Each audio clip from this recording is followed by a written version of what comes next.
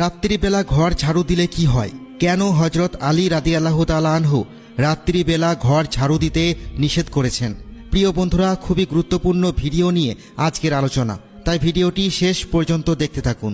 একবার এক মহিলা হযরত আলী রাদিয়াল্লাহু তাআলা আনহুর নিকটে এসে তাকে বলতে লাগলেন, হে আলী রাদিয়াল্লাহু তাআলা আনহু, ঘরে 3টি পুত্র সন্তান এবং আমার স্বামী সবাই উপার্জন করতে সক্ষম। তারা সবাই উপার্জন করে, কিন্তু তারপরেও আমাদের ঘরে কোনো বরকত নেই। সবসময় অভাব অনটন লেগেই থাকে।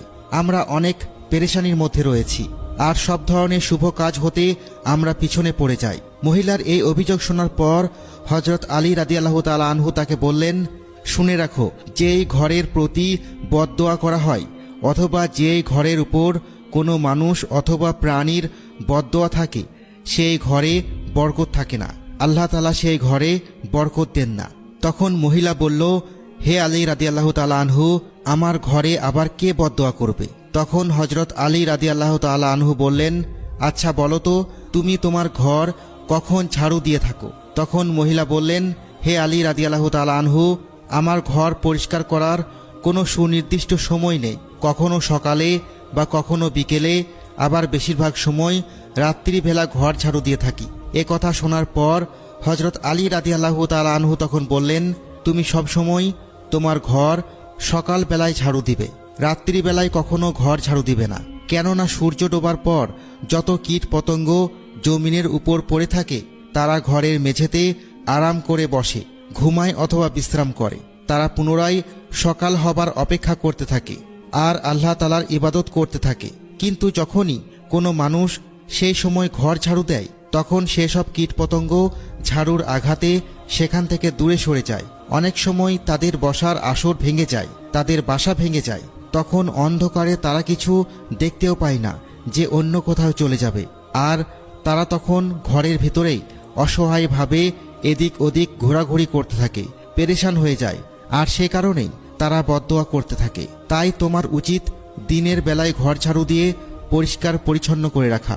অন্তত সন্ধ্যা ঘনিয়ে আসার আগেই ঘর পরিষ্কার করে ফেলতে হবে। তবে এর মানে এটা নয় যে কখনো রাত্রিবেলায় ঘর অনেক বেশি অপরিষ্কার হয়ে গেছে, কোনো কারণে নোংরা হয়ে গেছে, আর আপনি সে অবস্থায় ঘরকে নোংরা রেখেই ঘুমিয়ে পড়বেন। সেটাও আপনার জন্য উচিত হবে না। সেক্ষেত্রে আপনাকে অবশ্যই ঘর পরিষ্কার করে ঘর ঝাড়ু দিয়ে তারপরেই ঘুমাতে হবে। তাহলে হযরত আলী রাদিয়াল্লাহু তাআলা আনহুর এই বক্তব্য দ্বারা এটাই উদ্দেশ্য যে আপনি ঘর ঝাড়ু দেওয়ার জন্য রাত্রিবেলাকে নির্দিষ্ট করে দিবেন না, বরং আপনি দিনের বেলায় ঘর ঝাড়ু দিয়ে পরিষ্কার করে রাখবেন। যদি কখনো রাতে জরুরি প্রয়োজন দেখা দেয়, তখন মাঝে মাঝে রাতের বেলায় ঘর ঝাড়ু দেওয়া যেতে পারে। তারপর হযরত আলী রাদিয়াল্লাহু তাআলা আনহু সেই মহিলাকে আরও 3টি জ্ঞানবান বক্তব্য প্রদান করেছেন। সেই নারীকে তিনি বলেন, হে নারী, তুমি তোমার দানের হাতকে সম্প্রসারিত করো। মনে রাখবে, যে যত বেশি দান করবে, আল্লাহ তার সম্পদ তত বেশি বাড়িয়ে দিবেন। আল্লাহ তাআলা দান এবং সদকাকে উৎসাহ দিয়েছেন। দান, সদকা এবং জাকাতের মধ্যে মানুষের দুনিয়াবি বহু কল্যাণ লুকিয়ে আছে। তিনি আরও বলেন, হে মহিলা, তুমি কি জানো কেন খাবার পচে যায়? তখন সে নারী বলল, না, আমি জানি না। তখন হযরত আলী রাদিয়াল্লাহু তাআলা আনহু সেই মহিলাকে বললেন, আল্লাহ রাব্বুল আলামিন খাবারের মধ্যে এক ধরনের পোকা সৃষ্টি করে দিয়েছেন, যাকে আধুনিক বিজ্ঞান ব্যাকটেরিয়া বলে থাকে। আর এই ব্যাকটেরিয়ার কারণে একটা নির্দিষ্ট সময় পর খাবার পচে যায়। আল্লাহ তাআলা যদি এমন ব্যবস্থা না করতেন, তাহলে মানুষ খাবারকে স্বর্ণের মতো বছরের পর বছর জমা করে রেখে দিত, আর তখন গরিব মানুষ না খেয়ে কষ্ট পেত। আল্লাহ তাআলা খাবারের মধ্যে ব্যাকটেরিয়া সৃষ্টি করে দিয়েছেন বলেই নির্দিষ্ট সময়ের মধ্যে খাবার পচে যায়। তাই হয় খাবার আপনাকে খেয়ে ফেলতে হবে, আর না হয় অন্য কোনো অভাবীকে সেই খাবার দিয়ে দিতে হবে। সুবহানাল্লাহ। তারপর হযরত আলী রাদিয়াল্লাহু তাআলা আনহু সেই মহিলাকে বললেন, তুমি কি জানো মৃত ব্যক্তির শরীর কেন পচে দুর্গন্ধ বের হয়? কেন আল্লাহ রাব্বুল আলামিন মানুষের মৃত শরীর পচে তা থেকে দুর্গন্ধ বের হওয়ার ব্যবস্থা করে দিয়েছেন?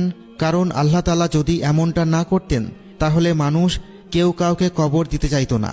তারা তাদের প্রিয় মানুষ, আপনজনদের মৃত শরীর বছরের পর বছর নিজের কাছে রেখে দিত, যেমনটা আগের যুগে মিশরীয়দের ক্ষেত্রে দেখা যেত।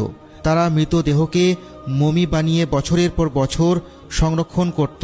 প্রিয় দর্শক, মনে রাখবেন, পৃথিবীর প্রত্যেকটি আপাতদৃষ্টিতে অপছন্দনীয় কাজের ভেতরে আল্লাহ রাব্বুল আলামিনের কোনো না কোনো হিকমত লুকিয়ে রয়েছে। যেমন ধরুন, আপনার উপর কোনো বিপদ মুসিবত এসে পড়ল, আর আপনি তখন পেরেশান হয়ে যান, কষ্ট পান আর হা হতাশ করতে থাকেন। কিন্তু আপনি কি জানেন এই বিপদ মুসিবতই আপনাকে বাঁচিয়ে রাখছে? সেটা কিভাবে? মহান আল্লাহ রাব্বুল আলামিন মানুষের মধ্যে অনেক বিপদ মুসিবত দান করে থাকেন। তা না হলে মানুষ কখনো সুখ শান্তির অনুভূতি পেতে পারত না। কষ্ট আছে বলেই সুখ শান্তি আমাদের এত ভালো লাগে। অন্ধকার আছে বলেই আমরা দিনের আলোকে উপভোগ করতে পারি। একইভাবে দুঃখ কষ্ট ও পেরেশানি আছে বলেই সুখ অনুভব করা যায়।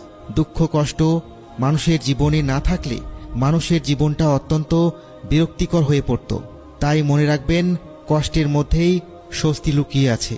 মহান আল্লাহ রাব্বুল আলামিন পবিত্র কুরআনে বলেন, নিশ্চয় কষ্টের সাথে সুখ আছে।